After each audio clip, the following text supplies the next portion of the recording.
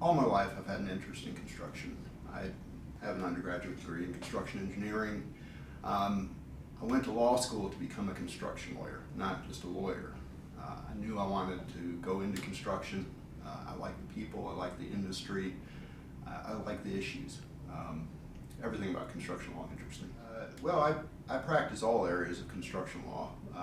We get involved with the drafting of the contracts, negotiation of contracts.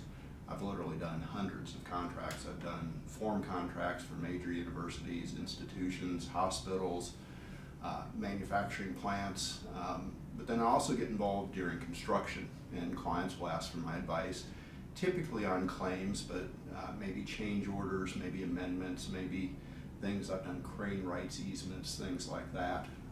I also do a fair amount of litigation and arbitration mediation, so resolving claims after the construction project is over. When I first came to Smith, Gambrell, and Russell in '98, I started drafting form contracts for an industry association, Associated Owners and Developers. And so that got me a lot of experience drafting contracts from scratch. We couldn't infringe the copyrights of the contracts that were out there, so I had to come up with new provisions that didn't sound like anything anybody had done before. So I got a lot of experience drafting contracts.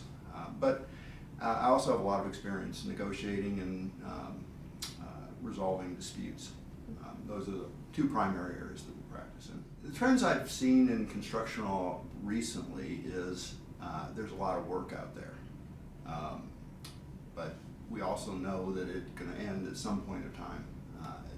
The construction market tends to overbuild, and so people, it's kind of like musical chairs. Eventually the music stops and somebody loses their chair. So I would be cautious in taking jobs, checking out the owners. But what we saw during the recession is that there were a lot of owners that went out of business. And they caused a lot of contractors to go out of business. And typically you're contracting with a single purpose entity, and if that entity runs out of money, then you're not going to get paid. Yeah.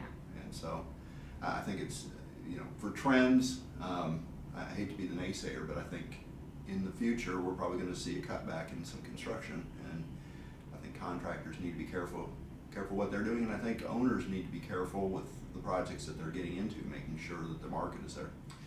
Well, I'd say that we bring value to the clients. We have several lawyers like myself that have engineering degrees, construction experience. I've worked 7 years in the industry, so we don't have that learning curve. We're able to quickly get into the matter.